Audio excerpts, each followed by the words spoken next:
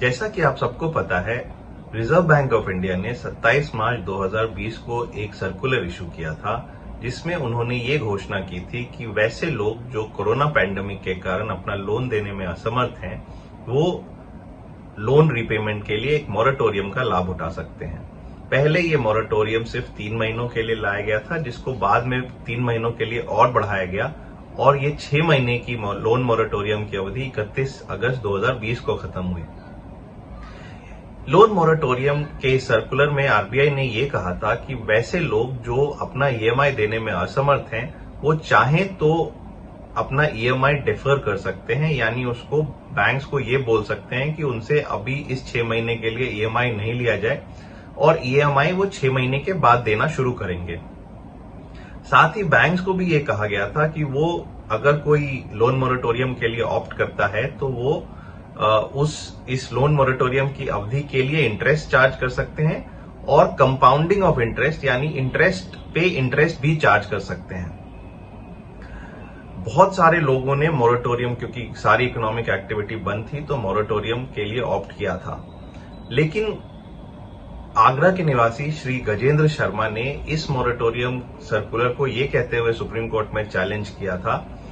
कि क्योंकि सरकार के निर्देश के बाद सारी इकोनॉमिक एक्टिविटी बंद है, तो किसी को भी उनके लोन पे इंटरेस्ट, इस मॉरेटोरियम की अवधि में इंटरेस्ट देने के लिए बाध्य करना इलीगल है और इंटरेस्ट पे इंटरेस्ट चार्ज करना तो बिल्कुल ही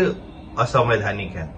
इस सर्कुलर को चैलेंज करने के लिए गजेंद्र शर्मा ने writ petition number 825 of 2020 file किया था।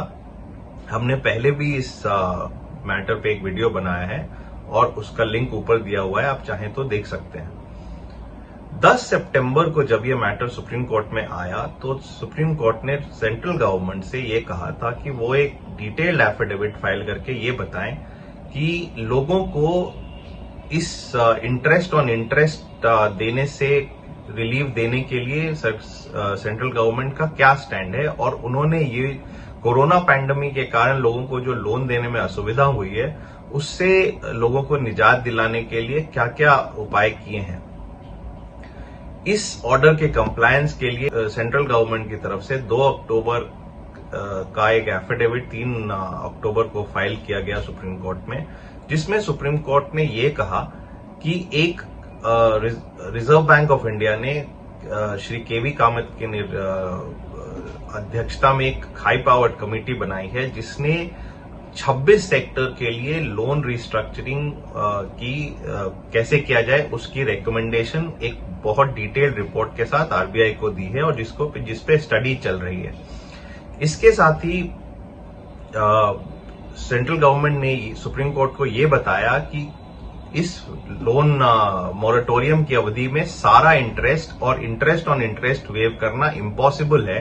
क्योंकि ये टोटल जो अमाउंट है वो करीब 6 लाख करोड़ है और अगर ये इंटरेस्ट वेव कर दिया गया और लोगों से चार्ज नहीं किया गया तो भारत के सारे बैंक बंद हो जाएंगे।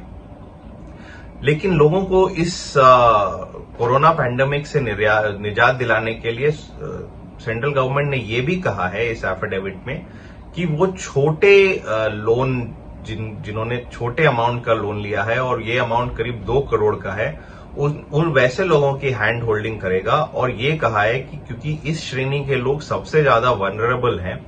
तो उनको निजात दिलाने के लिए सेंट्रल गवर्नमेंट ने सुप्रीम कोर्ट को ये प्रपोज किया है कि ऐसे लोगों के लिए जिनका लोन अमाउंट 2 करोड़ से नीचे है और या वो एमएसएमई लोन है, उन लोगों के लिए कंपाउंडिंग ऑफ इंटरेस्ट वेव कर दी जाएगी और जो भी ये कंपाउंडिंग का सारा भार है जो बैंक्स सहन नहीं कर पा सकते हैं, उनका ये कंपाउंडिंग का सारा भार सेंट्रल गवर्नमेंट अपने ऊपर ले लेगी। तो जिन सेक्टर्स में सेंट्रल गवर्नमेंट ने इस एफिडेविट के द्वारा ये कहा है कि loan compounding of interest wave कर दिया जाएगा, वो सेक्टर हैं एमएसएमई लोन 2 करोड़ तक के, एजुकेशन लोन, यदि किसी ने एजुकेशन लोन लिया है करीब 2 करोड़ तक का, तो वो वैसे एजुकेशन लोन पे भी कंपाउंडिंग ऑफ इंटरेस्ट नहीं होगी। इसके साथ ही हाउसिंग लोन्स पे भी कंपाउंडिंग ऑफ इंटरेस्ट की छूट की बात कही गई है। कंज्यूमर ड्यूरेबल्स के लिए लोन लिया है किसी ने 2 करोड़ तक का, तो उस पर भी छूट की बात की गई है। एक बहुत बड़ा तबका क्रेडिट कार्ड से भी अब पेमेंट करता है और क्रेडिट कार्ड के ड्यूज के लिए भी लोन मोरेटोरियम लोगों ने लिया था। तो क्रेडिट कार्ड ड्यूज भी 2 करोड़ तक का, उस पर भी कंपाउंडिंग ऑफ इंटरेस्ट नहीं की जाएगी। इसके साथ ही ऑटो लोन्स, क्योंकि ऑटोमोबाइल सेक्टर का भी बहुत डिमांड था कि इस पे ऑटोमोबाइल लोन्स पे कुछ रियायत दी जाए, तो ऑटो लोन्स को भी इसमें शामिल किया गया है। पर्सनल लोन्स जो प्रोफेशनल्स को दिया जाता है, चाहे चार्टर्ड अकाउंटेंट्स हों, चाहे वकील हों, चाहे डॉक्टर्स हों, चाहे कोई और कंसल्टेंट हो, अगर किसी ने पर्सनल लोन किसी प्रोफेशनल ने पर्सनल लोन लिया है 2 करोड़ तक का, तो उनको भी इस पे कंपाउंडिंग ऑफ इंटरेस्ट से छूट दी जाएगी। इसके साथ ही कंजम्पशन लोन्स को भी ये कहा गया है कि कंजम्पशन लोन्स भी 2 करोड़ तक उस पे कंपाउंडिंग ऑफ इंटरेस्ट नहीं की जाएगी। लेकिन सेंट्रल गवर्नमेंट ने सुप्रीम कोर्ट को इस एफिडेविट के द्वारा यह भी बताया गया है कि यदि किसी इंडिविजुअल या एंटिटी ने जिसका लोन अमाउंट 2 करोड़ से ज्यादा है, वो इस कंपाउंडिंग ऑफ इंटरेस्ट के वेवर से का लाभ नहीं उठा पाएगा और उसको ये पूरा कंपाउंडिंग ऑफ इंटरेस्ट यानी इंटरेस्ट पे इंटरेस्ट पे करना होगा। ये मैटर 5 अक्टूबर को सुप्रीम कोर्ट में लगा था, जब ये एफिडेविट सुप्रीम कोर्ट ने पूरा पढ़ा। और सुप्रीम कोर्ट ने,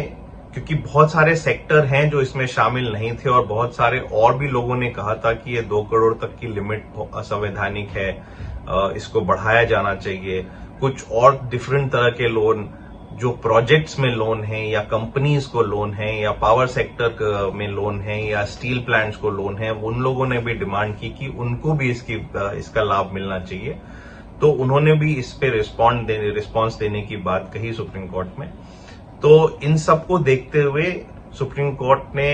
ये कहा है कि जिनको भी इस पे रिस्पॉन्ड करना है वो इमीडिएटली कर सकते हैं अगले 1 हफ्ते में। इसके साथ ही, क्योंकि सेंट्रल गवर्नमेंट ने ये कहा था कि केवी कामत कमेटी की एक रिपोर्ट आई है जिसमें उन्होंने 26 सेक्टर में लोन रिस्ट्रक्चरिंग की रिकमेंडेशंस की हैं, तो वो कमेटी रिपोर्ट भी सुप्रीम कोर्ट ने सेंट्रल गवर्नमेंट को कहा है कि वो सुप्रीम कोर्ट के सामने रखें, ताकि एक कॉम्प्रिहेंसिव हियरिंग इस पे की जाए और एक डिटेल्ड ऑर्डर पास किया जाए। तो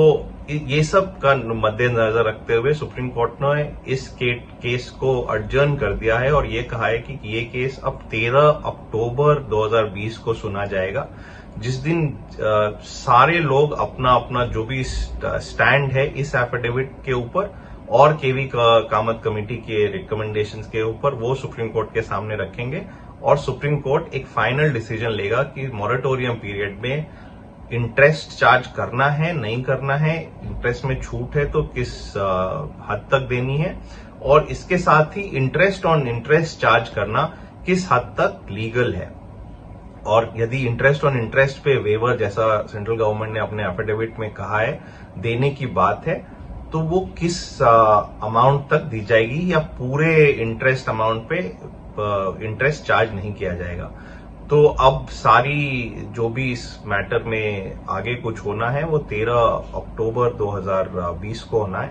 और हम फिर से आपके पास आएंगे और आपको बताएंगे कि 13 अक्टूबर 2020 को इस मैटर में क्या हुआ। तो तब तक, क्योंकि सुप्रीम कोर्ट का पुराना ऑर्डर स्टैंड करता है कि वैसे सारे अकाउंट जो 31 अगस्त 2020 तक एनपीए नहीं हुए थे, उनको आगे अगली जब टिल फर्दर ऑर्डर्स एनपीए नहीं किया जाएगा, तो 13 अक्टूबर 2020 तक आपके सारे लोन अकाउंट सेफ हैं, उनको एनपीए डिक्लेयर नहीं किया जाएगा। तो हम आपको 13 अक्टूबर को फिर से आके बताएंगे कि उस दिन हियरिंग में क्या होता है। तब तो आज के लिए इतना ही। यदि आपने हमारे चैनल को सब्सक्राइब नहीं किया है तो इसको जरूर सब्सक्राइब करें और हमें अपने कमेंट्स लिख के भेजें। नमस्कार।